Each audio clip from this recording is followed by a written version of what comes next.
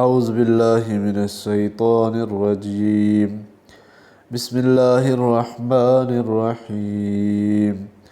فَأَمَّا الَّذِينَ آمَنُوا وَعَمِلُوا الصَّالِحَاتِ فَيُوَفِّيهِمْ أُجُورَهُمْ وَيَزِيدُهُمْ مِنْ فَضْلِهِ وَأَمَّا الَّذِينَ اسْتَنْكَفُوا وَاسْتَكْبَرُوا فَيُعَذِّبُهُمْ عَذَابًا عَلِيمًا وَلَا يَجِدُونَ لَهُم مِّن دُونِ اللَّهِ وَلِيًّا وَلَا نَصِيرًا فَأَمَّا الَّذِينَ آمَنُوا وَعَمِلُوا الصَّالِحَاتِ پھر جو لوگ ایمان لائے اور عمل کیے انہوں نے اچھے، فَيُوَفِّيهِمْ أُجُورَهُمْ تو ان کو پورا دے گا ان کا ثواب، وَيَزِيدُهُمْ مِنْ فَضْلِهِ اور زیادہ دے گا اپنے فضل سے، وَأَمَّا الَّذِينَ اسْتَنْكَفُوا اور جنہوں نے آر کی، وَاسْتَكْبَرُوا اور تکبر کیا، فَيُعَذِّبُهُمْ عَذَابًا عَلِيمًا سو ان کو عذاب دے گا، عذاب دردناک، وَلَا يَجِدُونَ لَهُم مِّن دُونِ اللَّهِ اور نہ پائیں گے اپنے واسطے اللہ کے سوا،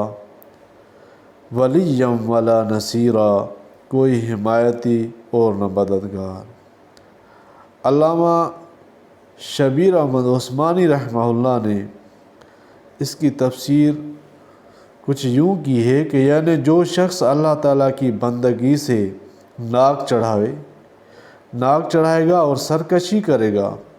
تو وہ یوں ہی نہ چھوڑ دیا جائے گا، بلکہ ایک روز سب کو اللہ کے سامنے جمع ہونا ہے اور حساب دینا ہے۔ سو جو لوگ ایمان لائے اور انہوں نے نیک کام کیے یعنی اللہ کی بندگی پوری بجا لائے، ان کو ان کے کاموں کا پورا ثواب ملے گا، بلکہ اللہ کے فضل سے بڑی بڑی نعمتیں ان کے ثواب سے زیادہ بھی ان کو عنایت ہوں گی،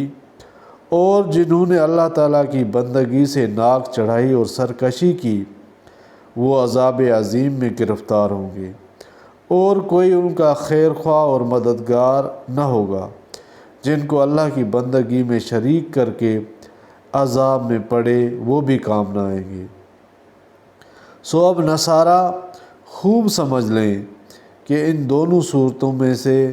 ان کے مناسب حال کیا ہے اور مسیح علیہ السلام کے موافق شان کیا ہے۔ وآخر دعوانا ان الحمد للہ رب العالمین۔